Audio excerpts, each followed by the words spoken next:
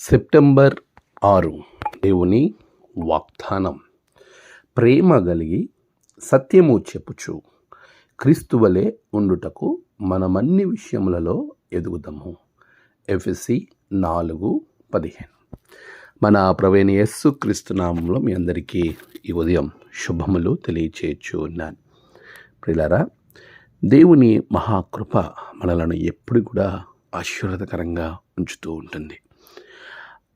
ఆయన కృపల వలన మనం ఈరోజు ఈ వాక్యాన్ని ధ్యానించగలుగుతూ ఉన్నాం. ఒకరినొకరం పరామర్శించుకొని సజీవంగా ఉండి సంతోషంగా కార్యాలను, మన పనులను నడిపించుకోగలుగుతూ ఉన్నాం. ఎలా ఉన్నారు? క్షేమంగా ఉన్నారా? ప్రభు ఇచ్చే మంచి వాగ్దానం ఏమిటో తెలుసా? మనము ఎదగాలని కోరుకోవడం. అది ఆదిలోనే ఆయన ఉద్దేశమై ఉంది. అందుకే మానవునికి ఇచ్చిన మొదటి ఆశీర్వాదము, మీరు ఫలించి అభివృద్ధి నొందుడి. అభివృద్ధి పొందాలనేది ప్రభు యొక్క కోరిక. మనం ఎప్పుడు కూడా ఉన్న చోటనే ఉండకూడదు. ప్రతి స్థితిలోనూ మనము అభివృద్ధి చెందుతూ వెళ్ళాలి, ఎదుగుతూ ఉండాలి. అది దేవుని యొక్క ప్రణాళిక, ఉద్దేశం. అది ప్రాముఖ్యంగా మనం ఆలోచన చేయాల్సింది భౌతిక సంబంధమైన అభివృద్ధి గురించి కాదు, కానీ ఆత్మీయంగా మనం ఎదగాలి. పౌలు ఎఫెసీ పత్రిక వ్రాస్తూ ఆ పత్రికలో చెబుతూ ఉన్నాడు, ప్రేమ కలిగి సత్యము చెప్పుచు క్రీస్తు వలె ఉండుటకు మీరు అన్ని విషయాల్లో ఎదగాలి. ఇది చాలా చాలా ప్రాముఖ్యం. ప్రియుడ ఆత్మ వర్ధిల్లుచున్న ప్రకారము అన్ని విషయములలో ఎదగాలని యోహాను తన పత్రికలో చెప్పినట్లు పౌలు కూడా పత్రికలో మాట్లాడుతున్నాడు. అన్ని విషయాల్లో ఎదగాలి, ఆత్మఫలం ఫలించడంలో ఎదగాలి, క్రీస్తు వలె ఉండుటకు, క్రీస్తు సారూప్యంలోనికి మారుటకు మనము ఎదగాలి అనే విషయాన్ని జ్ఞాపకం చేస్తూ ఉన్నాడు.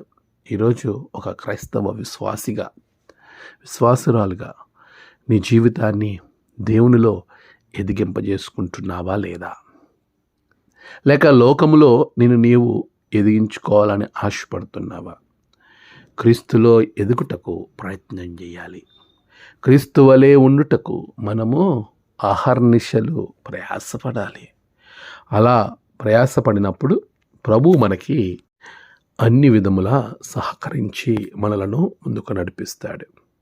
ప్రియులారా, అలాంటి మహాకృప మీకు దేవుడు అనుగ్రహించి అన్ని విషయంలో ఎదిగింపచేయునుగాక.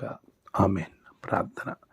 సర్వోన్నతుడా, గొప్ప దేవ, నీ బిడ్డలను దీవించండి, ఆశీర్వదించండి. క్రీస్తు వలె ఉండుటకు ప్రేమ కలిగి సత్యము చెప్పుచు అన్ని విషయములో ఎదిగింపచేయమని ప్రార్థించుచూ ఉన్నాను. నేడు వారు తలపెట్టిన కార్యాలు, వారి ప్రయాణాలు, పనులు అన్నిటిలో విజయం దయచేయండి.